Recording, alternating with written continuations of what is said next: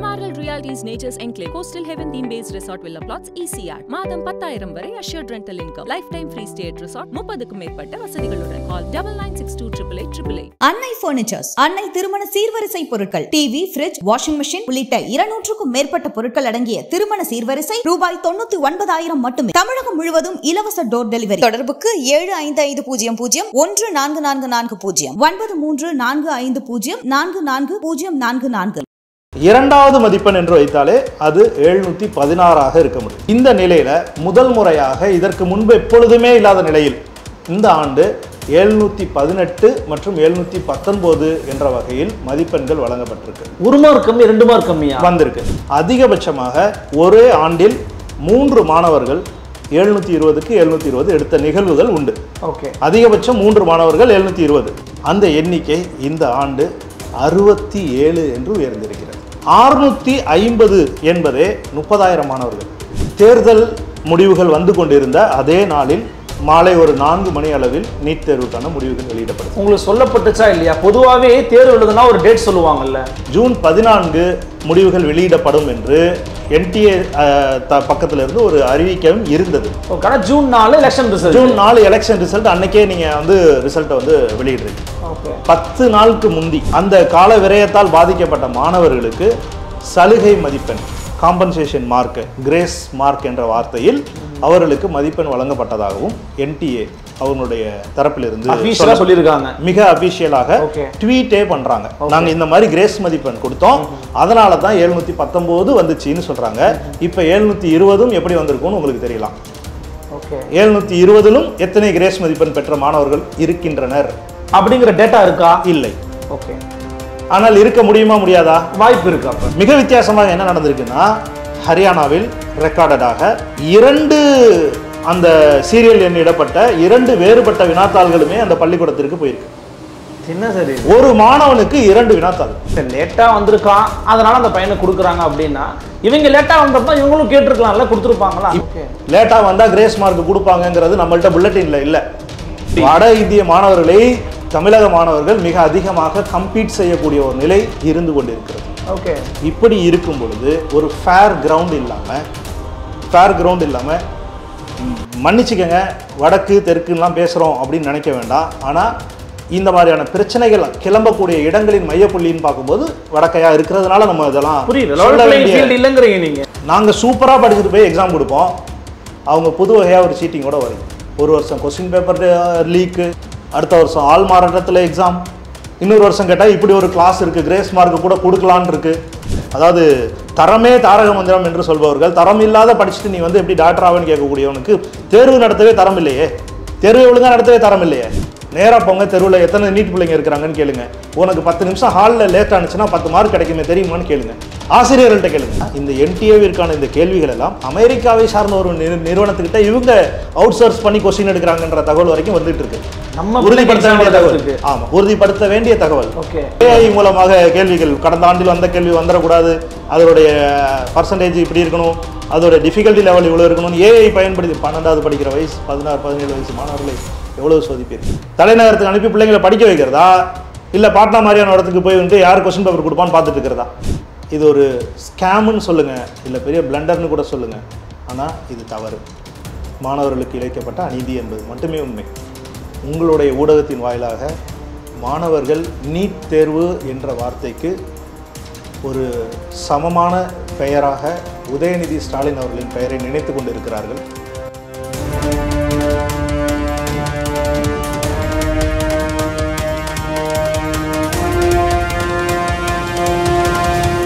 Fourth state Tamil நேயர்களுக்கு அருள்மொழிவர்மனின் அன்பார்ந்த வணக்கங்கள். இன்று நமது ஃபோர்த் ஸ்டேட் தமிழ் ஊடகத்தின் பெருதனும் பெருதுக நிகழ்ச்சியில் நம்மோடு இணைந்திருக்கிறார் கல்வியாளர் மரியாதைக்குரிய திரு முஜிபுர் ரஹ்மான் அவர்கள். வணக்கம் சார். வணக்கம் அருள். எப்படி இருக்கீங்க? நல்லா இருக்கேன். மிக்க மகிழ்ச்சி. நான் ரொம்ப நலமா இருக்கேன் சார். மகிழ்ச்சி. தற்போது தமிழ்நாடு மட்டுமில்லாமல் இந்தியா முழுக்க ஒரு பரபரப்பாக பேசப்பட்டு கொண்டிருக்கக்கூடிய விஷயம் என்ன பார்த்தீங்கன்னா, எலெக்ஷன் ரிசல்ட் அப்படிங்கிறத தாண்டி நீட் ரிசல்ட் அப்படிங்கிறத வந்து பார்க்க முடிகிறது. அதிலும் குறிப்பாக பல மாணவர்கள், உங்களை போன்ற கல்வியாளர்கள், ஆசிரியர் பெருமக்கள் எல்லாம் இதில் ஏதோ சம்திங் ராங், ஏதோ தப்பாக நடந்திருக்குது, எங்களுக்கான நீதி வந்து சரியாக கிடைக்கல அப்படிங்கிற விஷயத்தை வந்து முன்வைத்து பேசி வர்றதை பார்க்க முடிகிறது. என்ன சந்தேகம், நீட் ரிசல்ட்டில் எங்கேருந்து உங்களுக்கு சந்தேகங்கள் ஆரம்பிக்குது? என்ன சமூக அநீதி இழைக்கப்பட்டிருக்குன்னு நினைக்கிறீங்க நீங்க? அருள், ஒரு 25 லட்சம் மாணவர்கள் எழுதிய தேர்வு, தமிழ்நாடு அளவில் 1,55,000 மேற்பட்ட மாணவர்கள் எழுதிய ஒரு தேர்வு, அதன் முடிவு வெளியிடப்பட்ட நிலையில் மாணவர்களுக்கு மிகப்பெரிய மன வலியை தரக்கூடிய பல்வேறு நிகழ்வுகள் அந்த முடிவுகளை சுற்றி நடந்திருக்கு அப்படிங்கிறது தான் உண்மை. நான் பல வார்த்தைகளை பயன்படுத்திக்கலாம், ஏன் மன வலி அப்படிங்கிறத பயன்படுத்தினேன், அது ஏமாற்றம் போன்ற விஷயம். மன வலி அப்படின்றத ஏன் பயன்படுத்தினேன்னா, மாணவர்களின் உழைப்பு அத்தகையது, அவர்கள் செலவு செய்த தொகையாக இருக்கட்டும், நேரமாக இருக்கட்டும், காலமாக இருக்கட்டும். ஆனால் அவர்களுடைய தேர்வின் முடிவில் இப்படிப்பட்ட குளறுபடிகள் எல்லாம் அவர்கள் காதில் வாங்கும் பொழுது அவருடைய மன வலி எவ்வளவு இருக்க முடியும் என்பதை ஒரு கல்வியாளராக என்னால் உணர முடிகிறது. இந்த முடிவை சுற்றி எழுந்துள்ள ஒரு சில சந்தேகங்கள், ஒரு சில கேள்விகள், அதை நான் உங்கள்கிட்ட சொல்கிறேன். எஸ், சந்தேகம் கேள்வி அப்படின்னு பார்த்தீங்கன்னா, முதல்ல ஒரு தகவல் என்ன அப்படின்னு பார்த்தீங்கன்னா, இந்த நீட் தேர்வானது 720 மதிப்பெண்ணுக்கான தேர்வு. Okay sir. இதில் 100% கேள்விகளுக்கு பதிலளித்த மாணவர்கள் பெறக்கூடிய மதிப்பெண் 720. அதாவது எல்லா கேள்விக்கும் சரியான விடை அளிச்சிருக்கிறார் அந்த மாணவர். எல்லா கேள்விக்கும் சரியாக விடையளித்த மாணவனின் மதிப்பெண் 720. ஓகே. ஒரு கேள்விக்கு 4 மதிப்பெண் என்ற அடிப்படையிலான தேர்வு. தவறான பதிலளித்தால் 5 மதிப்பெண்கள் சென்றுவிடும். அப்போ 100% மதிப்பெண் எடுத்த மாணவனின் மதிப்பெண் 720ஆக இருக்க முடியும். இரண்டாவது மதிப்பெண் என்று வைத்தாலே அது 716ஆக இருக்க முடியும். ஏன்னா அவன் ஒரு கொஸ்டின் எழுதல அல்லது ஒரு கொஸ்டின் தப்பு பண்ணிட்டா 715. 716 715 செகண்ட் மார்க்கா இருக்க முடியும். ஓகேவா? இந்த நிலையில முதல் முறையாக இதற்கு முன்பு எப்பொழுதுமே இல்லாத நிலையில் இந்த ஆண்டு 718 மற்றும் 719 என்ற வகையில் மதிப்பெண்கள் வழங்கப்பட்டிருக்கு. 1 மார்க் கம்மி 2 மார்க் கம்மியா வந்திருக்கு. ஓகே. இதுதான் முதல்ல மாணவர்களுடைய மனசுல எழுந்த சந்தேக ஒளி, கவலையும் சந்தேக ஒளியும் முதல்ல இதுதான். அதற்கு முன்பாகவே நான் ஒரு விஷயம் உங்களுக்கு சொல்லணும்னு நினைச்சோம்னா, மாணவர்களுடைய கேள்வியிலேயே முதலாவது கேள்வி அப்படின்னு வச்சிங்கன்னா 720க்கு 720 எடுத்தல் என்ற ஒரு நிலை, சென்டம் அடிக்கிறது. அப்போ நீட் தேர்வு என்பதோடைய கடினம் நமக்கு தெரியும், எவ்வளவு போராட்டமான நிலை. இப்போ 720க்கு 720 இதுவரை எடுத்திருக்காங்களான்னா எடுத்திருக்காங்க. ஒரு மாணவர் தான் எடுத்திருக்காங்கன்னா ஒன்றுக்கு மேற்பட்ட மாணவர்களும் எடுக்க தான் செஞ்சிருக்கிறாங்க. ஆண்டுகளும் இது நடந்துகிட்டே இருக்கு. இதுவரையிலும் வரலாற்றில் அதிகபட்சமாக ஒரே ஆண்டில் 3 மாணவர்கள் 720க்கு 720 எடுத்த நிகழ்வுகள் உண்டு. அதிகபட்சம் 3 மாணவர்கள் 720 இந்திய அளவில் 720. அந்த எண்ணிக்கை இந்த ஆண்டு 67 என்று உயர்ந்திருக்கிறது. மேபி क्वेश्चन பேப்பர்ஸ் ஈஸியா இருந்திருக்கலாம், மேபி அதுல ஏதாவது நடந்திருக்கலாம் இல்லையா? வினாத்தாள் அதனுடைய எளிமை என்பது ஒரு காரணமாக நீங்கள் முன்னாடி வைக்கலாம். அல்லது மாணவர்கள் அதிகமானவர் எழுதினாங்க அப்படிங்கிறத சொல்லலாம். மாணவர்களின் எண்ணிக்கை அதிகரிப்புக்கும் வினாத்தாளுடைய அந்த கடினத்தன்மைக்கும் சற்றும் தொடர்பில்லாத ஒரு முடிவாக தான், எந்த மேத்தமேட்டிக்கல் ரீசனாலையும் இதை சொல்லவே முடியாது. 5 லட்சம் மாணவர்கள் புதியவர்களாக வந்திருக்கிறாங்க. வினாத்தாள் எளிமை என்பதெல்லாம் அப்படியெல்லாம் ஒன்றும் கிடையாது. சேம் பேட்டர்னா தான் இருந்திருக்கு. ஒரு அவ்வளவு எளிமையான வினாத்தாள் என்றெல்லாம் சொல்ல முடியாது. ஓரளவுக்கு அட்டன் பண்ணலாம் அப்படிங்கிற அளவுக்கு இருக்கு. சரி, ஓகே. 3 என்பது 10 ஆகலாம், 30 ஆகலாம். 67 மாணவர்கள் 720க்கு 720 எடுத்த ஒரு நிகழ்வு. இது மாணவர்களிடையே பேசுபொருளானது, முதல் பேசுபொருள். ஓகே. ஃப்ரம் சவுத் இந்தியா எவ்வளோ all over India. From south India தமிழ்நாட்டிலேயே 8 மாணவர்கள் எடுக்கப்பட்டதாக சென்டம் அடிச்சிருக்காங்க. Centum 720 out of 720. Last year தமிழ்நாட்டில் ஒரு பையன் எடுத்தாப்புல பிரபஞ்சன் 720னு ஒரு மதிப்பெண். அதுவே நம்ம தலையில் தூக்கி வச்சு கொண்டாடுற ஒரு நிலை தான் இருந்தோம். இந்த ஆண்டு நம்ம பிள்ளைங்க எடுக்கிறாங்க. 8 பிள்ளைகள் நம்ம தமிழ்நாட்டிலேருந்து எடுத்துருக்கோம். பெரிய விஷயம் தான். ஆல் இந்தியா அளவில் இது 67 பேருக்கு இந்த நிகழ்வுகள் நடந்திருக்கு. இது ஒரு பேசுபொருள் ஆனது. ஆனாலும் அப்பொழுது மாணவர்களிடையே சந்தேகம் இல்லை, இது ஒரு பேசுபொருள். ஆனால் சந்தேகம் என்பது 719 என்ற மதிப்பெண்ணை பார்த்த பொழுதும் 718 என்ற மதிப்பெண்ணை பார்த்த பொழுதும் தான். மாணவர்கள் மத்தியில் பேசுபொருளான விஷயங்கள் 4. முதல் பேசுபொருளாக ஆனது அந்த 100% மதிப்பெண். 720 என்ற அந்த தேர்வில் 720ற்கு 67 மாணவர்கள் இந்த ஆண்டு எடுத்திருக்கிறாங்க. அது ஒரு பேசுபொருளானது. ஏன்னா இது வரைக்கும் அதிகபட்சமாக 3 பேர் அவ்வளோதான் எடுத்திருக்கிறாங்க. 720 சென்டம்ங்கிறது. அதை தாண்டி நேராக 67 பேர் சென்டம் எடுத்தாங்கும் போது அது ஒரு சிறிய பேசுபொருளானது. இது பேசுபொருள் தான். ஆனால் மாணவர்களை குழப்பத்தில் ஏற்படுத்தியது இரண்டாவது விஷயம். அது என்னன்னு பார்த்தீங்கன்னாக்கா 718 மற்றும் 719 என்ற மதிப்பெண் எடுக்கப்பட்ட ஒரு நிகழ்வு. இப்போ தான் நம்முடைய மாணவர்கள் ஒரு கொதிநிலை அடைகிறாங்க. இது எப்படி வர முடியும்? இது சாத்தியமே இல்லை. ஒரு கேள்வி தப்புனா 716, ஒரு கேள்வி விட்டுருந்தா 716, தப்புனா 715. அப்போ இது வரவே முடியாது என்ற ஒரு கொதிநிலை அப்பதான் மாணவர்களுக்கு. இது இரண்டாவது பொருள். இது பேசு பொருள் மட்டுமல்ல, இது சந்தேகத்தை எழுப்பிய ஒரு பொருளாக இது மாறியது. மூன்றாவது என்ன அப்படின்னு பார்த்தீங்கன்னா, அகில இந்திய அந்த தரவரிசை இருக்கு இல்லையா, ரேங்க் லிஸ்ட் இருக்கு இல்லையா, அந்த ரேங்க் லிஸ்ட்ல 650 என்பதே 30,000 மாணவர்கள். ஓகே, நெவர் பிஃபோர், முன்பு எப்பொழுதும் இல்லை. 30,000 பேர் வாங்கி 30,000 மாணவர்கள் 650க்கும் மேற்பட்ட மதிப்பெண் எடுத்திருக்கிறாங்க. 30,000த்திற்கும் மேற்பட்ட மாணவர்கள். இது மாதிரி நடந்ததே கிடையாது. இது மாதிரி இதற்கு முன்பு இல்லை. ஓகே, அப்ப இது மூன்றாவது ஏற்பட்ட பிரச்சனை. ஓகே, நான்காவதாக அந்த முடிவுகள் அறிவிக்கப்பட்ட நாள், தேர்தல் முடிவுகள் வந்து கொண்டிருந்த அதே நாளில் மாலை ஒரு 4 மணி அளவில் நீட் தேர்வுக்கான முடிவுகள் வெளியிடப்படுது. உங்களுக்கு சொல்லப்பட்டுச்சா இல்லையா? பொதுவாகவே தேர்வு எழுதுனா ஒரு டேட் சொல்லுவாங்கல்ல. முடிவு அறிவிக்கப்படும் தேதி என்பது பொதுவாக நமக்கு வந்து அது தகவல் தெரிவிக்கப்படுவதில்லை. ஆனால் இந்த ஆண்டு ஜூன் 14 முடிவுகள் வெளியிடப்படும் என்று என்டிஏ பக்கத்திலிருந்து ஒரு அறிவிக்கவும் இருந்தது. June 4 election result. June 4 election result அன்னைக்கே நீங்க வந்து ரிசல்ட்டை வந்து வெளியிடுறீங்க. 10 நாளுக்கு முந்தி, 10 நாளைக்கு முன்பாக பரபரப்பான மிகப்பெரிய பேசவே மாட்டாங்க. ஆமா. ஆக இது நான்காவது பெரிய பேசு பொருளாக இந்த இடத்துல இருக்கு. ஆக முழு மதிப்பெண்ணில் அதிக நபர்கள் என்பதும் 650 மதிப்பெண்ணிலே 30,000 பேருக்கு மேல் என்பதும் 718, 19 என்ற மதிப்பெண்கள் வந்த நிலையும் இந்த தேர்வு முடிவுகள் வெளியான நாள் என்பதும் மிகப்பெரிய குழப்பத்தை ஏற்படுத்தி இருக்கக்கூடிய. இதுல கூடுதலா சில ஊடகங்கள் வந்து செய்தியாகவும் சார் நான் கேட்க விரும்புறேன். இது ரோல் நம்பர் வைஸ் இருக்கிறவங்க அப்படியே மதிப்பெண்லேயே வந்து வந்ததா சொல்றாங்களே சார், மிக சரியான விஷயங்கள். அதை பற்றி நம்ம இப்போ பேசணும்னா நாம வந்து இந்த 718, 719 அது நடந்த நிகழ்வு, அதை பற்றி பேசும்போது தான் நம்மளால இதை புரிஞ்சிக்க முடியும். இன்னைக்கு தயவு செஞ்சு ஒவ்வொரு சந்தேகத்துக்குமான பின்னணியை சொல்லுங்க. முதல் சந்தேகம், முழு மதிப்பெண் 67 பேர் எடுத்தது. அதை பேசுவதற்கு ஒன்றுமில்லை, ஆனால் இரண்டாவது சந்தேகத்திற்கான பதில் தான் அதற்கும் காரணமாக இருக்குமோ என்ற நிலை தான். ஓகே, இரண்டாவது சந்தேகத்திற்கான பதிலை பேசும் பொழுது அதுதான் அந்த முழு மதிப்பெண்கான காரணமாக இருக்குமோ என்ற நிலையும் உண்டு. இப்போ நம்ம நேரடியாக அந்த 718 மற்றும் 719 மதிப்பெண்கள் எவ்வாறு தரப்பட்டது என்ற நிலைக்கு வருவோம். இப்போ தேசிய தேர்வு முகமை NTA ட்வீட், அதன் அடிப்படையில் அவங்க என்ன பதில் சொல்றாங்க அப்படின்னு பார்த்தீங்கன்னா, ஒரு சில தேர்வு மையங்களில் கால விரயம் ஏற்பட்டதாகவும், அவ்வாறு கால விரயம் ஏற்பட்ட அந்த கால விரயத்தால் பாதிக்கப்பட்ட மாணவர்களுக்கு சலுகை மதிப்பெண், காம்பன்சேஷன் மார்க், கிரேஸ் மார்க் என்ற வார்த்தையில் அவர்களுக்கு மதிப்பெண் வழங்கப்பட்டதாகவும் NTA அவங்களுடைய தரப்பிலிருந்து சொல்லியிருக்காங்க. மிக அபிஷியலாக ட்வீட்டே பண்றாங்க. நாங்க இந்த மாதிரி கிரேஸ் மதிப்பெண் கொடுத்தோம், அதனால தான் 719 வந்துச்சுன்னு சொல்றாங்க. இப்போ 720 எப்படி வந்திருக்கும்னு உங்களுக்கு தெரியலாம். 720லும் எத்தனை கிரேஸ் மதிப்பெண் பெற்ற மாணவர்கள் இருக்கின்றனர் அப்படிங்கிற டேட்டா இருக்கா? இல்லை. ஓகே, ஆனால் இருக்க முடியுமா, முடியாதா? வாய்ப்பு இருக்கு. அப்ப வாய்ப்பு இருக்கு. ஓகே, 719இல் ஒரு கிரேஸ் மதிப்பெண்ணை 710, ஒரு கிரேஸ் மதிப்பெண்ணால் ஒரு மாணவன் 719 என்ற நிலை, கிரேஸ் மதிப்பெண்ணால் 720 ஏன் இருக்க முடியாது?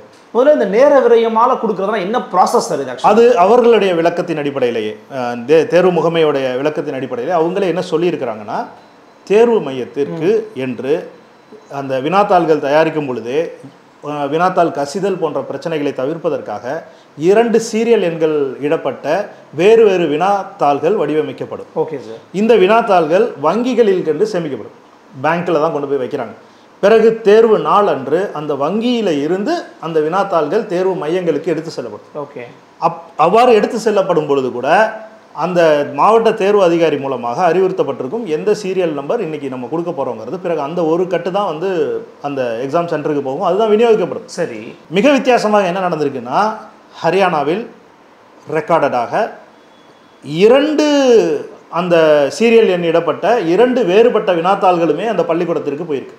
2 வினாத்தாள்களையும் அந்த தேர்வு அறையில் இருக்கக்கூடிய ஆசிரியர் எடுத்து மாணவர்களுக்கு கொடுத்து எழுதுங்கன்னு இருக்காரு. என்ன சரி, ஒரு மாணவனுக்கு 2 வினாத்தாள். அப்ப அந்த ஆசிரியர்கள் எவ்வாறு பயிற்சி அளிக்கப்பட்டனர்?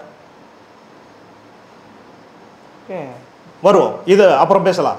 இப்போ ஒரு மாணவனுக்கும் 2 வினாத்தாள் வழங்கப்படுகிறது. 2 வினாத்தாளையும் வாங்கிய மாணவர்கள் செய்வதறியாமல் திகைத்த 15-20 நிமிடம் கழித்து இது அந்த ரிப்போர்ட் செய்யப்படுகிறது.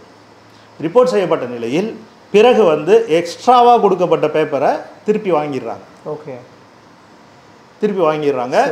ஒரு பேப்பரை வச்சு கொடுக்க சொல்கிறாங்க. இப்போ கூட பிரச்சனை இருக்குது. யாராவது ஒரு மாணவன் எதையாவது ஒன்று எழுதியிருந்தா கூட அவனுடைய ஓஎம்ஆர் ஷீட்டில் அது மார்க் ஆகிருக்கும். அவன் மார்க் பண்ணதுக்கப்புறம் அவனுடைய அந்த சீரியல் நம்பரை வாங்கிட்டு போய் வேறு சீரியல் நம்பர் கொடுத்துருந்தா கூட அந்த மாணவன் நிலை என்னன்னு இப்போ நமக்கு தெரியாது.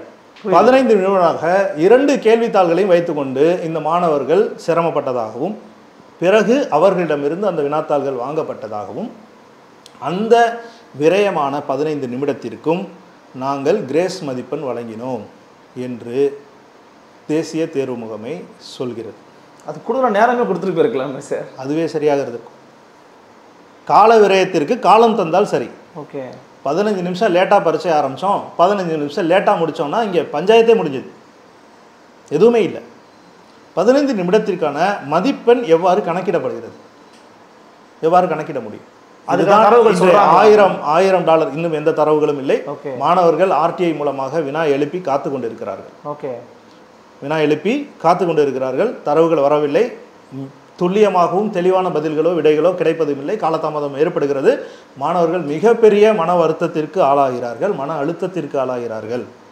சரி, இந்த தேர்வு அறையில் ஒரு தவறு நடந்தது. அந்த தவறுக்காக அந்த தேர்வு அறையில் இருந்த அனைவரும் 100 மதிப்பெண் அதிகமாக பெறுகிறார்கள் என்று வைத்துக்கொள்வோம். நீங்கள் எவ்வளோ கொடுத்தீங்கன்னு தெரியல, அதுக்கான டேட்டாவும் நீங்கள் தான் கொடுக்கணும். 15 நிமிஷம் வேஸ்ட் ஆச்சுன்னு சொல்லிட்டீங்க, 15 நிமிஷத்துக்கு அந்த பசங்களுக்கு எவ்வளோ கொடுத்தோன்றது எங்களுக்கு தெரியல. நீங்கள் ஏன்னா அதுவே ஈக்குவலாக இல்லை, எல்லாருக்கும் ஈக்குவலாக கொடுத்துருந்தா 719 தான் எல்லாருமே இருந்திருப்போம். அப்போ கூட 718 வந்திருக்காது. ஓகே, அப்போ ஈக்குவலாக இல்லை, அதுவும் அன்ஈக்குவலாக கொடுத்துருக்கீங்க. அப்போ எந்த மாணவனுக்கு எவ்வளோ நீங்கள் கொடுத்தீங்க அப்படிங்கிறது தெரியல. ஒரு தேர்வு அறைக்குள்ளே இருந்தது 50 மாணவர்கள்னா 50 பேருக்கு நீங்கள் கிரேஸ் மார்க் போட்டிருந்தீங்கன்னா பிரச்சனை என்ன? அது தனி மனிதன் தானே என்று நீங்கள் பார்க்க வேண்டாம். அங்கே 50 பேருக்கு 100 எக்ஸ்ட்ரா மார்க் கிடைக்குது அப்படின்னாக்கா ஓவராலாக கட் ஆஃப்ல இன்க்ரீஸ் ஆகுமா இல்லையா? அப்பனா மற்ற மாணவர்கள் பாதிக்கப்படுவாங்கன்னு சொல்ல வரீங்க? மற்ற மாணவர்கள் பாதிக்கப்படுவார். ஏனென்றால் அந்த 50 மாணவருமே அந்த 100 மார்க்குக்கு ஒர்த்தா இருப்பானா? ஓகே, இந்த கிரேஸ் மார்க் 100ஐயும் வாங்குறதுக்கான ஒர்த்தம் இருப்பானா? அவன் சும்மா விட்டுருந்தாலே 300 மார்க் தான் எழுதிட்டு வந்திருப்பான். நீங்கள் சும்மா இருந்தவனை பிடிச்சிட்டு 100 மார்க் எக்ஸ்ட்ரா கொடுத்தவனை அனுப்புனீங்கன்னா 400 மார்க்கில் இருக்கிறவன் 500ல் கொண்டு வந்து நிப்பாட்டினாக்கா, நம்ம 550ல் கொண்டு வந்து நிப்பாட்டினா நம்ம பிள்ளைங்களுடைய மதிப்பெண் நமக்கு கிடைக்குது, நமக்கு எந்த சேதாரமும் இல்லை. ஆனால் இந்த மாதிரியான பாதையில் அதிக மதிப்பெண் எடுத்த மாணவர்களுடைய கட் ஆஃப் உயரும் பொழுது 650க்கு மேல் 30,000 ரேங்க் வராமல் என்ன செய்யும்? இதுதான் கேள்வி. இல்லை, லேட்டாக வந்திருக்கான் அதனால் அந்த பையனை கொடுக்குறாங்க அப்படின்னா இவங்க லேட்டாக வந்தப்போ இவங்களும் கேட்டிருக்கலாம்ல, கொடுத்துருப்பாங்களா? இப்படிக்கான அறியாமை, அதாவது இப்படி ஒரு வாய்ப்பு இருக்குது என்பதே நமக்கு தெரியாது முதல்ல. ஓகே, லேட்டாக வந்தால் கிரேஸ் மார்க் கொடுப்பாங்கங்கிறது நம்மள்ட்ட புல்லட்டினில் இல்லை. அதெல்லாம் யாரோ அறிவாளித்தனமாக பயன்படுத்தி கொண்டிருக்கிறார்களோ என்ற கேள்வியும் எழுகிறது. நம்ம பசங்க லேட்டாக போயிருப்பாங்களா அப்படி கேட்குறேன் நான். இங்கு தமிழகத்தில் 100 தேர்வு அறைகள் என்றால் 2 மணிக்கு சரியாக தேர்வை ஆரம்பித்தவர்கள் ஒரு 50 பேர் இருக்கிறதே பெரிய விஷயம். ஆசிரியர்களுக்கு சந்தேகம், ஆசிரியர்களுக்கு தடுமாற்றம், வினாத்தாள் கொடுப்பதில் தடுமாற்றம், இன்ஸ்ட்ரக்ஷனில் தடுமாற்றம், ஆவரேஜ் அப்படின்னு நீங்கள் எடுத்தீங்கன்னா, இதை தமிழ்நாட்டில் எழுதிய அத்தனை மாணவர்களும் ஒற்றுக்கொள்வார்கள். ஆவரேஜாக 2:10க்கு முன்னாடி எங்கேயுமே தேர்வு ஸ்டார்ட் ஆகலை. ஆவரேஜ் எடுத்து பார்த்தீங்கன்னா ஆவரேஜாகவே 10 நிமிஷம் டிலே தான். ஆவரேஜாகவே 10 நிமிஷம் டிலே தான் ஆகுது.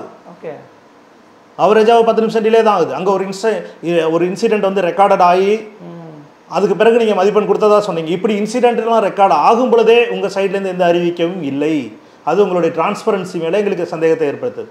அப்போ இங்கே இன்சிடென்ட்டாக பதிவு செய்யப்படாத எவ்வளோ நடந்திருக்கலான்றீங்க. இப்போ அதுதான் இப்போ நம்மளுடைய கேள்வி என்னன்னா, நீங்கள் இந்த 718 719 போக இந்திய அளவில் எத்தனை தேர்வு மையங்களில் இவ்வாறு குளறுபடி நடந்தது, எத்தனை தேர்வு மையங்களின் குளறுபடிகளுக்கு நீங்கள் வந்து இந்த கிரேஸ் மார்க்கு கொடுத்தீங்க என்ற வெள்ளை அறிக்கை வராமல் இதற்கு தீர்வு இல்லை. கிரேஸ் மதிப்பெண் பெறப்பட்ட மாணவர்களுடைய நம்பர்ஸ் ஆல் இண்டியா சைடில் நமக்கு வேணும். நான் 2 பேருக்கு தான் கொடுத்தேன்னு கூட நீங்கள் சொல்லுங்கள், அதை நாங்கள் வாங்கிக்கிறோம். But it should be your white paper declaration. அந்த 718 19 2 பேருக்கு தான் கொடுத்தோம், வேறு யாருக்கும் கொடுக்கலன்னு கூட சொல்லுங்கள். இல்லை 1000 பேருக்கு கொடுத்தேன்னு சொல்லுங்கள், 10,000 பேருக்கு கொடுத்தேன்னு சொல்லுங்கள். ஆனால் எத்தனை பேருக்கு கொடுத்துருக்கீங்கிறது தெரியாத வரைக்கும் என்னுடைய கட் ஆஃப் பாதிக்கப்பட்டதா பாதிக்கப்படலையா என்ற சந்தேகம் எனக்கு இருந்து கொண்டே இருக்கும். ஓகே, ஒரு முக்கியமான சந்தேகம் தான் நீங்கள் எழுப்பியிருக்கிறேன், அதுக்கான விளக்கம் கொடுக்குறீங்க. அடுத்த கட்ட சந்தேகத்தினுடைய பின்னணி என்னது? இது அடுத்த கட்டத்தில் நம்ம பேசக்கூடியது இந்த 650 மாணவர்களும் இது வலு சேர்க்கக்கூடிய விஷயங்கள். சந்தேகத்திற்கு இதுதான் வந்து மையமா இருந்து எல்லாத்தையுமே இது வந்து மிகப்பெரிய மைய புள்ளி. ஓகே, ஒட்டுமொத்தமாக தேர்வில் நம்முடைய தமிழக மாணவர்களாக இருக்கட்டும் இவர்களுடைய அந்த கட் ஆஃப் மார்க்கில் பின்தங்கிய நிலைக்கான மைய காரணம் இதுதான். தமிழகத்தில் எழுதக்கூடிய மாணவர்கள் கூட நினைக்கலாம் இதில் எனக்கு என்ன பாதிப்பு இருந்தது, எனக்கு தமிழ்நாட்டில் வந்து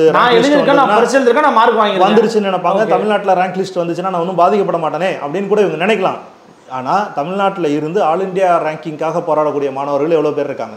ஓகே, வட இந்தியாவில் போய் இப்போ நல்ல நிறுவனங்களில் சேர்ந்து படிக்கணும், தமிழ்நாடு கல்லூரிகளோட பெரிய கல்லூரியில் போய் சேரணும்னா உங்களுக்கு ஆல் இண்டியா கோட்டா வேணும். ஆல் இண்டியா கோட்டா வேணும்னா இந்த ஆல் இண்டியா ரேங்கிங் பாதிக்கப்படும், தமிழ்நாடு ரேங்கிங் பாதிக்கப்படாது அப்படின்னு நம்ம இதை தனியாக எடுத்தோ எதுவோ பேச முடியாது, தவிர்த்திட முடியாது. அருள், மிகப்பெரிய விஷயம் என்னன்னா இந்த நீட் தேர்வை தமிழ்நாடு எதிர்கொள்ளக்கூடிய விதம். முதலில் அந்த தேர்வு வந்த பொழுது நம்முடைய பிள்ளைகள் அந்த தேர்வுக்கு தயாராக இல்லை. அனிதா போன்ற சகோதரிகளை இழந்தோம், மிகப்பெரிய போராட்டங்களை முன்னெடுத்தோம். அதே நேரத்தில் நம்முடைய அன்பு மாணவ பிள்ளைகள் அவங்க படிப்புங்கிற ஆயுதத்தை அவங்களும் எடுத்து தனியாக தொடர்ச்சியாக எடுத்துகிட்டு வந்தாங்க. அவங்க படிப்பில் பின்தங்கலை. இன்றைக்கி 5-6 ஆண்டுகளை கடந்த பிறகு தேசிய அளவில் சவால் விடும் நிலையில் தான் தமிழ்நாட்டு மாணவர்களோட நிலை இருக்குது. ஓகே, கடந்த ஆண்டே 720 எடுத்து காட்டிட்டோம், நம்ம எங்களாலையும் முடியும்னு நம்ம காட்டிட்டோம். இப்போ ஆண்டுதோறும் தமிழகத்தில் இருந்து நீட் தேர்வில் பங்களிப்பு என்பது, மாணவர்களின் பங்களிப்பு என்பது மிகப்பெரிய அளவில் இருக்குது. மாணவர்களுடைய போட்டி என்பது மிகப்பெரிய அளவில் இருக்குது. அதிகமாக கம்பீட் பண்ணுறாங்க. ஆக்சுவலி வட இந்திய மாணவர்களை தமிழக மாணவர்கள் மிக அதிகமாக கம்பீட் செய்யக்கூடிய ஒரு நிலை இருந்து கொண்டிருக்கிறது. ஓகே, இப்படி இருக்கும் பொழுது ஒரு ஃபேர் கிரவுண்ட் இல்லாமல் மன்னிச்சுக்கங்க வடக்கு தெற்குலாம் பேசுகிறோம் அப்படின்னு நினைக்க வேண்டாம். ஆனால் இந்த மாதிரியான பிரச்சனைகள் கிளம்பக்கூடிய இடங்களின் மையப்புள்ளின்னு பார்க்கும்போது வடக்கையா இருக்கிறதுனால நம்ம இதெல்லாம் சொல்ல வேண்டிய நிலை. எப்படி அப்படின்னு பார்த்தீங்கன்னா, நாங்கள் சூப்பராக படிச்சுட்டு போய் எக்ஸாம் கொடுப்போம், அவங்க புது வகையாக ஒரு சீட்டிங்கோட வரீங்க. ஒரு வருஷம் கொஸ்டின் பேப்பர் லீக்கு, அடுத்த வருஷம் ஆல் மாறாட்டத்தில் எக்ஸாம், இன்னொரு வருஷம் கேட்டால் இப்படி ஒரு கிளாஸ் இருக்குது, கிரேஸ் மார்க்கு கூட கொடுக்கலான் இருக்கு. எப்படி? இன்னும் எத்தனை தான் உங்கள்கிட்ட சரத்துகள் இருக்குது? எந்தெந்த சரத்துக்களை பயன்படுத்தி எங்களால் மார்க் பெற முடியும் அதை சொல்லுங்கள். எழுதுறது போக வேறு எப்படியெல்லாம் நான் மார்க் எடுக்க முடியுன்ற மெத்தட்ஸ் இருந்தால் சொல்லுங்கள், நாங்களும் அதை கேட்டுக்கிறோம்.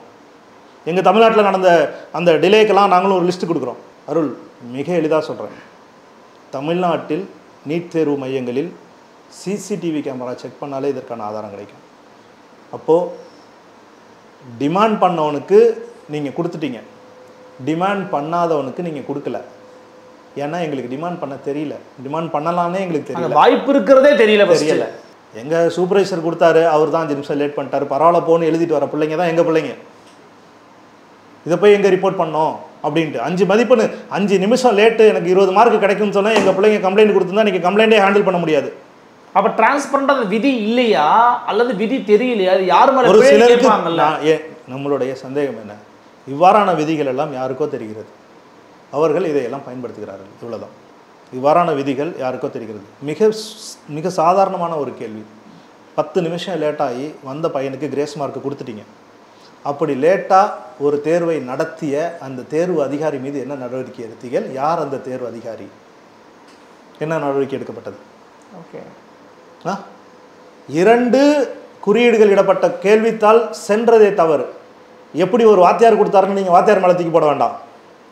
வாத்தியார் டேபிள் வரைக்கும் 2 செட் எப்படி போச்சு? மாவட்ட தேர்வு அதிகாரி என்பது கலெக்டருடைய தலைமையில் தான் மாவட்ட தேர்வு அதிகாரி, அவர் தான் செயல்படணுமா, அனைத்து தேர்வுகளையும் ஒருங்கிணைச்சு நடத்துகிறாங்க.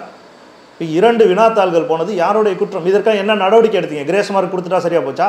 மாணவர்கள் கேட்பதற்கு முன்பாக ஏன் இப்படி நடந்த விஷயங்களை நீங்கள் சொல்லவில்லை? ஒருவேளை 718 717 வரவில்லை என்றால் கிரேஸ் மதிப்பெண்கள் வழங்கப்படுகிறது என்பதே நம் பிள்ளைகளுக்கு தெரியாமல் போயிருக்கும். இதுதான் முதல் ஆண்டா, இதற்கு முன்பும் தரப்பட்டிருக்கிறதா என்பத கேள்வியும் உண்டு. அந்த அடுத்த சந்தேகத்தை வர நிச்சயமாக இதையெல்லாம் ஒரு சட்டத்தில் இருக்கும் ஓட்டையாக யாரோ பயன்படுத்திக் கொள்கிறார்களா என்ற கேள்வி வரையும் உள்ளது. ஏன்னா அடுத்த சந்தேகம், நீங்கள் ஒரு முக்கியமான விஷயத்தை சொன்னீங்க, என்னுடைய தேர்வு மையத்தினுடைய அந்த நிர்வாகியை என்னால் சரி செய்ய முடியும் என்றால் 15 நிமிடம் தாமதமாக ஆரம்பித்து இப்படியான சலுகையை என்னால் அடைந்து கொள்ள முடியும். ஏன்னா நீங்கள் என்ன நடவடிக்கை எடுத்தீங்க? அந்த அதிகாரி மேலே எந்த நடவடிக்கை எடுக்கல. அப்புறம் இந்த அதிகாரி தான் பயப்பட மாட்டார், ஒத்துழைச்சிடுவார். ஆமாம் 15 நிமிஷம் நான் லேட்டாக தான் கொடுத்தேன், ஒரு பேப்பர் வாங்கி கொடுக்க எவ்வளோ நேரம் ஆகிடும்? மிக கடுமையான ஒரு ஒரு ஒரு சூழல் இது நிலவுகிறது. மிக அமைதியான ஒரு சூழல். உங்களுடைய ஊடகத்தின் வாயிலாக மாணவர்கள் நீட் தேர்வு என்ற வார்த்தைக்கு ஒரு சமமான பெயராக உதயநிதி ஸ்டாலின் அவர்களின் பெயரை நினைத்து கொண்டிருக்கிறார்கள். இந்த நேரத்தில் இந்த தகவல் எல்லாம் அவருடைய காதுகளுக்கும் சென்றால், சரியான ஒரு புலன் விசாரணை நடந்தால், இப்படி ஒரு தேர்வு நமக்கு தேவையில்லை என்பதற்கான மிக பல காரணங்கள் நமக்கு கிடைத்து கொண்டே செல்லும். நீங்கள் சொல்கிறது உண்மைதான் சார். ஏன்னா அதை இன்னொரு பக்கம் நான் பார்க்கும்போது எனக்கு என்ன ஒரு கேள்வி எழுதுன்னா, மாணவர்கள் மேலேயும் வந்து குறிப்பாக ஒரு டாப் 6ல் நீங்கள் சம்திங் சொன்னீங்கன்னு நினைக்கிறேன், ரோல் நம்பர் வைஸ். ஸோ அவங்கள ஒப்பிடும்போதும் அவங்களுடைய இந்த அது ஒரு கேள்வியாக அமைந்தது. அதாவது தேர்வு வெளியிடப்பட்ட நாள் அன்று அந்த தேர்வு முகமை NTA-உடைய லிஸ்ட்டில் டாப் 100 மாணவர்களுடைய தேர்வு பட்டியல் வெளியிடப்படுகிறது. அந்த தேர்வு பட்டியலில் வரிசையாக அந்த சீரியல் எண்ணில் எல்லாருமே 720, 780, 780 இப்படி இருக்கக்கூடிய மாணவர்கள் இருக்கிறாங்க. வரிசையான நான் சொல்கிற மாதிரி நீங்கள் ரொம்ப க்ளோஸாக போகணும், 1, 2, 3 அப்படி போகலை. முதல் 6 இலக்கங்கள் சரியாக இருக்கிறது, கடைசி 3 இலக்கங்கள் மட்டுமே மாறும். கடைசி 3 இலக்கம் தான் மாணவனுக்கு சொந்தம். 101 என்றால் அது ஒரு மாணவன், 104 என்றால் வேற மாணவன். அந்த 3 இலக்கங்கள் 5, 6 எண்கள் மட்டுமே விடுபட்ட நிலையில் வரிசையாக வருகிறது. இதெல்லாம் ஹரியானாவை சேர்ந்த ஒரு மையத்தில் நடந்ததாக வருகிறது. ஒரு 8 மாணவர்கள் தொடர்ச்சியாக, அதுக்கு வாய்ப்பு என்ன இருக்குது, முதல் 6 சீரியல் நம்பர் ஒன்றா இருக்குது, கடைசி 3 சீரியல் நம்பர் சேமாக இருக்குது. அப்படின்னா என்ன அர்த்தம்னா, அந்த மாணவர்கள் ஒரே அறையில் உட்காந்து அந்த தேர்வு எழுதியிருக்க வேண்டும், அல்லது ஒரே அந்த தேர்வு மையத்தில் வேறு வேறு அறையில் இருந்திருக்க முடியும். ஆனால் இது ஒரே தேர்வு மையத்தில் நடந்த ஒரு சம்பவம் தான். இப்போ அதுவும் நமக்கு சந்தேகத்தை தான் எழுப்புது. நிச்சயமாக அதற்கு தான் NTA என்ன சொல்கிறாங்கன்னா, அந்த தேர்வு மையத்தில் தான் பேப்பர் லேட்டாக கொடுத்ததுன்னு ஒரு வார்த்தையை சொல்லலாம். ஓகே, வாய்ப்பு இருக்கு. அந்த தேர்வு மையத்தில் தான் வந்து நாங்கள் பேப்பர் லேட்டாக கொடுத்தாங்க, அதனால இந்த மாணவர்களுடைய மதிப்பெண் எல்லாம் இது மாதிரி உயர்ந்தது என்று சொல்லலாம். என்னுடைய கேள்வி, உயர்வதற்கு தகுதி வாய்ந்த மாணவர்கள் தானா?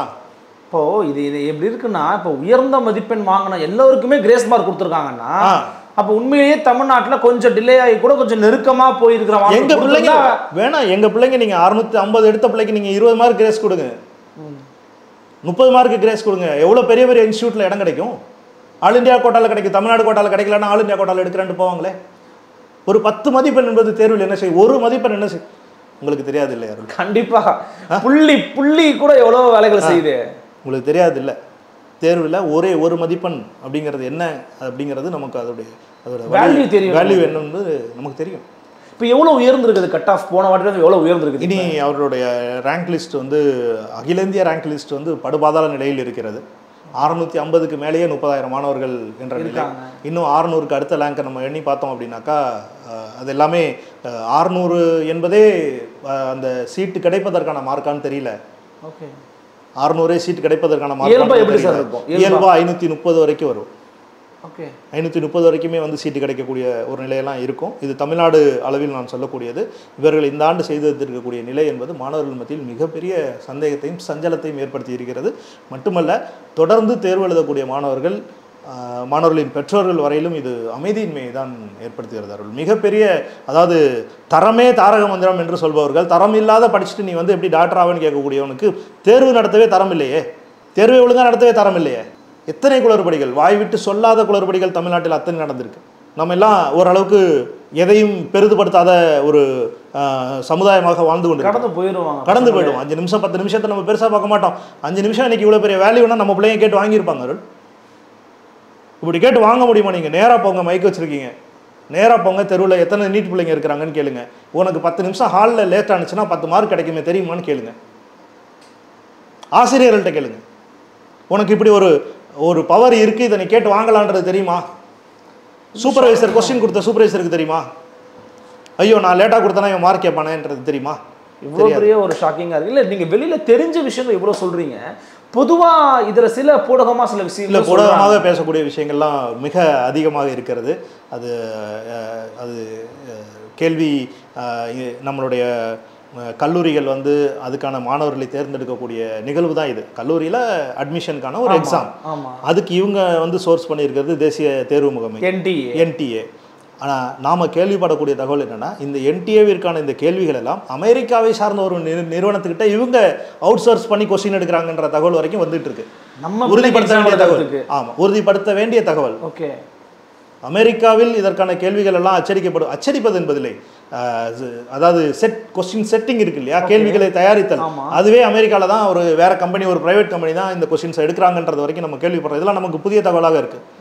எத்தனை பேருக்கு இது புதுசு, எத்தனை பேருக்கு இது பழசு, ஆனால் பெருவாரியாக பேசப்பட்டு கொண்டு இருக்கிறது.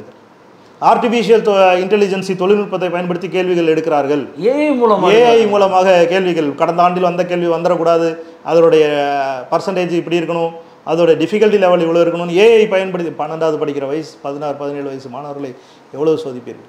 எவ்வளோ வேண்டுமானாலும் சோதித்துக் கொள்ளுங்கள், இப்படியெல்லாம் சோதிக்காது. கேள்வியாக கேட்டு சோதியுங்கள். உங்களுடைய தேர்வு நடத்தக்கூடிய முறையில் தவறு செய்து சோதிக்காதீர்கள். இந்த தேர்வு நடத்தும் முறையில் தேர்வுத்தாள் இந்த திருத்தக்கூடிய விவகாரத்தை தாண்டி எது போன்ற சிக்கல்கள் நடந்திருக்குது? பதிவான சிக்கல்கள் ஏதாவது இருக்குதா? பதிவான சிக்கல் என்பது வினாத்தாள் வெளியானது.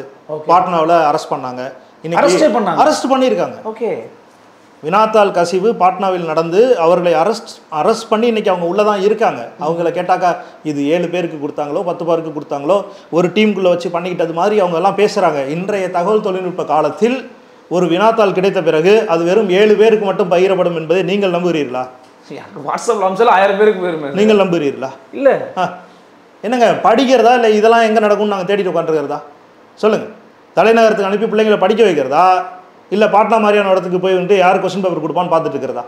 இவ்வளோ ஓட்டைகள் இருக்குது. நீங்கள் மிகப்பெரிய ஓட்டைகள் இருக்காரு. பாட்னாவில் வந்துட்டு வினாத்தாள் கசிந்ததாகவும் அதற்கான விசாரணையெல்லாம் போயிட்டு இருக்கிறதும் நம்ம சொன்னோம் இல்லையா? அதில் ஒரு தகவல் மாணவர்கள் மூலமாக நமக்கு கிடைக்கிற தகவல் என்னென்னா,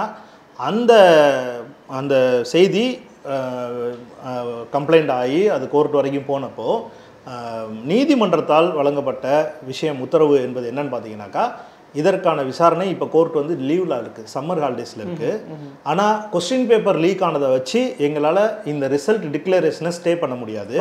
ஸோ நீங்கள் டிக்ளரேஷன் நீங்கள் பண்ணிக்கலாம், ரிசல்ட் ஸ்டே பண்ண வேண்டிய அவசியம் இல்லை. சம்மர் ஹாலிடேஸ்க்கு அப்புறம் கோர்ட் ஓப்பன் ஆகி நாங்கள் இதை விசாரிப்போம்னு சொல்லி அவங்க அந்த காலத்தை அந்த சம்பவ நேரத்தில் தீர்ப்பு கொடுத்துருக்குறாங்க. இது ஒரு தகவல். அப்போது சம்மர் ஹாலிடேஸ் முடிஞ்சு கோர்ட்டு திறக்க போகிறது 6ஆம் தேதியோ இந்த நாட்களில். அதற்காக தான் இவர்கள் 4ஆம் தேதியே ரிசல்ட்டை விட்டாங்களா அப்படிங்கிற கேள்வியும் இருக்கு. கோர்ட்டு திறந்த பிறகு அது விசாரணைக்கு வரும், அர்ஜென்ட் ஹியரிங்க்கு வரும். அர்ஜென்ட் ஹியரிங்க்கு வந்ததுன்னா இந்த ரிசல்ட் அப்போது என்ன அவசரம் என்பதற்கான ஒரு புதிய புரிதலாக இது இருக்குது. இப்படி ஒரு மோட்டிவேஷனால் கூட இவங்க ரிசல்ட்டை முன்னாடி விட்டாங்களா அப்படிங்கிறது இருக்குது. ஆக இந்த கிரேஸ் மதிப்பெண் மிக அதிகமான நபர்களுக்கு வழங்கப்பட்டிருக்கலாம். வினாத்தாள் கசிவு மிக அதிகமான எண்ணிக்கையில் மாணவர்களை சென்று சேர்ந்திருக்கலாம். அதுவே கட் ஆஃப் மதிப்பெண் உயரத்திற்கு மிகப்பெரிய காரணமாக இருக்கலாம். அது மற்ற மாணவர்களுக்கு கண்டிப்பாக உண்மை என்றால் மற்ற மாணவர்களுக்கு இணைக்கப்பட்ட அதாவது ஒரு டிகேடல் ஒரு அநீதி என்றே இது சொல்ல முடியும். இது நம்முடைய நீட் எதிர்ப்பு போராட்டம் என்பது சமூக நீதி சார்ந்தது மட்டுமல்ல. சமூக நீதி அடிப்படையாக வைத்து நம்முடைய அரசாங்கங்கள் இதற்கு எதிராக போராடி கொண்டிருக்கிறார்கள். நம்முடைய விஷயம் அது இல்லை. இது ஒரு சார்பாக நடத்தப்படுகிறது. இதில் ஒரு சாரார் பல ஹிடன் அந்த சலுகைகள் இருக்கு இல்லையா, அதை அனுபவித்துக் கொள்கிறார்களோ? இந்த கிரேஸ் மதிப்பெண் போன்ற விஷயங்கள் இதற்கு முன்பும் நடந்துள்ளதா என்பது இது கண்டிப்பாக விவாதிக்கப்பட வேண்டிய, ஆய்வுக்கு உட்படுத்தப்பட வேண்டிய ஒரு பெரிய அளவில் உண்மையாகவே மிகப்பெரிய அளவில் புலனாய்வு செய்து மாணவர்களுக்கு அவர்களுடைய தயக்கத்தை போக்க வேண்டிய கடமையும் கட்டாயமும் நம்முடைய அரசுக்கு இருக்கிறது. மத்திய அரசுக்கும் இருக்கிறது, மாநில அரசுக்கும் இருக்கிறது. நிச்சயமா. நீங்கள் மாநில அரசுக்கு வைக்கக்கூடிய கோரிக்கை என்ன சார்? முதலமைச்சருக்கு என்ன கோரிக்கை வைக்க விரும்புகிறீங்க? மாநில அரசிற்கு நம்ம வைத்த கோரிக்கை முதல் கோரிக்கையாக நம்ம இப்போ சொன்னது அதுதான். இது நீட் தேர்வுக்கு எதிரான போராட்டம் என்பது நடந்து கொண்டே இருக்கட்டும், அது சரி. ஆனால் நீட் தேர்வு நடக்கும் வரை அதை மிக சரியாக நடத்துகிறார்களா என்பதை கண்காணிக்கக்கூடிய பொறுப்பையும் தமிழகமே, அதில் நேரிடக்கூடிய சமூக அநீதிகளும் எதிர்த்தா, அதிலே அந்த கண்டக்ஷன் ஆஃப் த எக்ஸாமினேஷன் இருக்கு இல்லையா, அதில் ஏற்படக்கூடிய அநீதிகளுக்கும் எதிராக நம்முடைய அரசு ஒரு மிகப்பெரிய கவனத்தை அதில் செலுத்த வேண்டும். இதை okay it's their part, the NDA exam நடத்துகிறாங்க, it's our duty to give protection and other protocols அப்படிங்கிறது மட்டும் இல்லாமல் உண்மையிலேயே ரீசனபிள் செக்ஸ்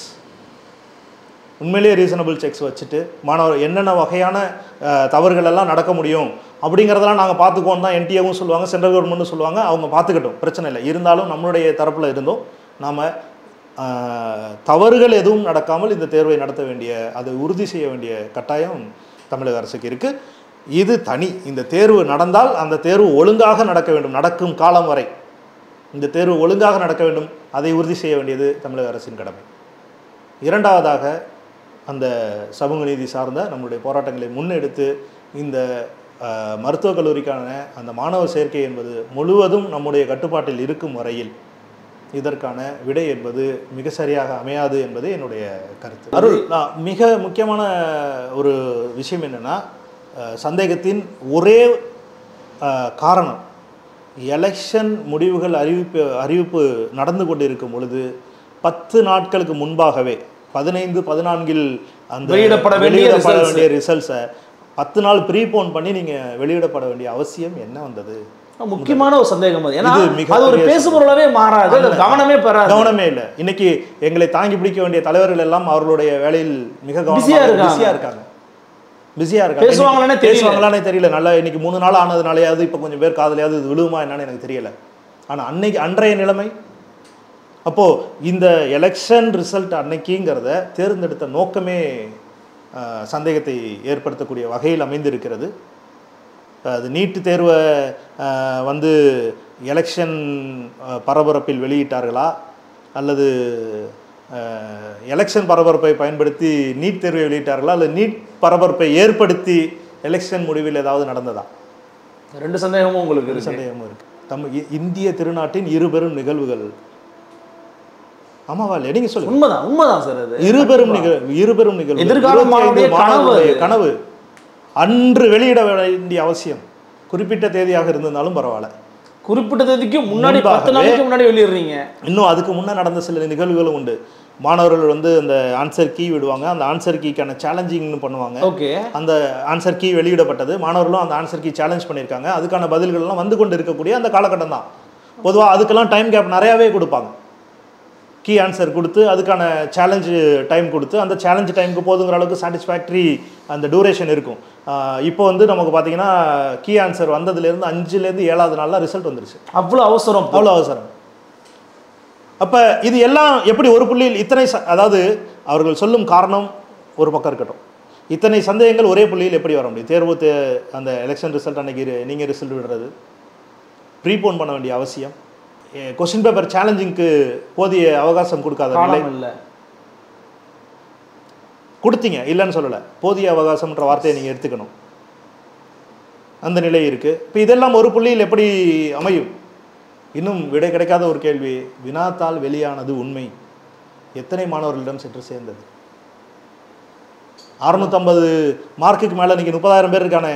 அப்போ ஒரு காரணமாக நீங்கள் சொன்ன கிரேஸ் மார்க் இருக்கலாம், ஒரு காரணமாக அந்த கொஸ்டின் பேப்பர் லீக் இருக்கலாம். கண்டிப்பாக அந்த 7 பேரோ அல்லது 6 பேரோ நீங்கள் சொல்லக்கூடிய அந்த எண்ணிக்கையை தாண்டி இது வெளியில் போகவில்லை என்பதற்கு என்ன உத்தரவாதம்? அடுத்தது, இந்த கிரேஸ் மதிப்பெண் வழங்கக்கூடிய முறை, அதை பற்றி என்டிஏவுடைய டிக்ளரேஷன் என்னன்னா, அவங்க என்டிஏ தன்னறிவிப்பு ஒன்று கொடுத்துருக்காங்க. இந்த மாதிரி டைம் வேஸ்ட் ஆச்சு, அதற்காக நாங்கள் கிரேஸ் மதிப்பெண் கொடுத்துருக்கோன்னு ஒரு டிக்ளரேஷன் கொடுத்துருக்காங்க. அதற்கு அவர்கள் ஆதாரமாக காட்டுவது இதுவரை நம்ம பார்க்கல. அவங்க சொல்லக்கூடியது என்னன்னா, அபெக்ஸ் கோர்ட்டோடைய ஒரு ஜட்ஜ்மெண்ட், ஓகே, உச்சநீதிமன்றத்துடைய ஒரு ஜட்ஜ்மெண்ட் இருக்குது. அதன்படி இவ்வாறு காலவிரயமானால் அதுக்கு மார்க் தரலாம் என்று சொல்லப்பட்டிருக்கிறதாக அவர்கள் சொல்கிறார்கள். அந்த ஜட்ஜ்மெண்ட்டை நாம இன்னும் யாரும் பார்க்கல. உதாரணம் காட்டுறாங்க, உதாரணம் சொல்றாங்க, சரி, நாங்க இன்னும் பார்க்கல. சரி, சில மாணவர்களிடம் நான் பேசும்போது மாணவர்கள் சொன்னாங்க, yes there was a judgement, ஆனால் அந்த ஜட்ஜ்மெண்ட் என்பது ஆன்லைன் வழியில் நடைபெறக்கூடிய கிளாட் போன்ற தேர்வுகளுக்காக உச்ச நீதிமன்றம் கொடுத்ததாகவும் ஒரு தகவல். ஆன்லைன் தேர்வுகளில் நடைபெறக்கூடிய நேர இழப்பிற்கு கொடுக்கக்கூடிய கிரேஸ் மதிப்பெண்ணை இது ஆஃப்லைன் தேர்வு தானே? இது ஆஃப்லைன் தேர்வு. அப்போ இது எப்படி பொருந்தும்? அது ஆன்லைன் தேர்வு என்றால் அவங்க கிட்ட அந்த டைம் இருக்கும், நோட்டிங் இருக்கும், ஒரு கொஸ்டின் ஆன்சர் பண்ண இந்த பையன் எவ்வளோ எடுத்துக்கிட்டான், difficulty, there are some algorithms, அதை வச்சு கூட அது ஒரு கண்டுபிடிக்க முடியும். அந்த வழிகாட்டு நெறிமுறையை நீங்கள் வந்து கிளாட்டு போன்ற ஆன்லைன் தேர்வுக்கான அந்த கைட்லைன்ஸை வச்சுக்கிட்டு நீட்டில் இதை நீங்கள் செஞ்சீங்களாங்கிற கொஸ்டினும் இருக்குது. கவர்மெண்ட் ஆண்ட் ஆஸ்டர் ஃபார் திஸ். ரொம்ப அடுக்கடுக்கான பல சந்தேகங்களை வந்து மிக எழுப்பியிருக்கிறீங்க. அதே போல் இது மாணவருடைய சந்தேகமாக இருக்கிறது அப்படிங்கிறத நம்ம அடிப்படை ஒரு கருத்தாக பார்க்க வேண்டியது இருக்கிறது. நிச்சயமாக இது அரசினுடைய கவனத்துக்கு கொண்டு செல்ல வேண்டும். இது 4th ஸ்டேட் தமிழ் ஊடகத்துக்கு மட்டுமல்ல, அனைவர்களுக்குமான ஒரு கொண்டு போய் சேர்க்க வேண்டிய ஒரு கடமை இருக்கிறதா நான் பார்க்குறேன். பொறுத்திருந்து பார்க்கலாம் சார். தமிழக அரசுக்கும் இதை கொண்டு போய் சேர்ப்போம், கல்வியாளர்கள் மத்தியில் கொண்டு போய் பரப்புவோம். கண்டிப்பாக சம நீதி கிடைக்கும் அப்படிங்கிறத நம்ம நம்புவோம். Justice delayed is justice denied. அவங்க அடுத்த ஸ்டெப்புக்கு போனால் அவங்க ரிவர்ஸ் ஆக மாட்டாங்க. They are very forceful and powerful. அவங்க இப்போ ரிசல்ட் விட்டுருக்குறாங்க. அடுத்தாப்பில் கவுன்சிலிங் டேட் ஏதாவது ஒரு அறிவிக்கைகள் வந்து விட்டால் அவங்கள பின்னாடி போய் உங்களால் எதுவுமே பண்ண ரொம்ப கஷ்டம், ரொம்ப பின்னாடி போய் எதுவுமே பண்ண முடியாது. ஸோ இது உடனடியாகவும் செய்ய வேண்டிய ஒரு வேலை என்பதை உங்கள் வாயிலாக அரசுகளுக்கு நம்ம இந்த கோரிக்கையை வைக்கிறோம். இது நடவடிக்கை என்பது மிக தீவிரமாகவும் மிக விரைவாகவும் எடுக்க வேண்டிய நடவடிக்கை. குழப்பங்கள் இருந்தால் அதை தீர்த்து வையுங்கள், சந்தேகங்கள் இருந்தால் அதை தீர்த்து வையுங்கள். இது ஒரு ஸ்கேம் அப்படின்னு சொல்ல முடியாது. You can call it as a blunder. இது ஒரு ஸ்கேம்னு சொல்லுங்கள், இல்லை பெரிய பிளண்டர்னு கூட சொல்லுங்கள். ஆனால் இது தவறு. மாணவர்களுக்கு இழைக்கப்பட்ட அநீதி என்பது மட்டுமே உண்மை. நன்றி அருள். நிச்சயமா எங்களுக்காக ஒரு வருகனையும் கதமளித்துக்கும் மிக்க நன்றி சார். நன்றி. நன்றி. உங்களை சந்திக்கலாம். நன்றி, வணக்கம்.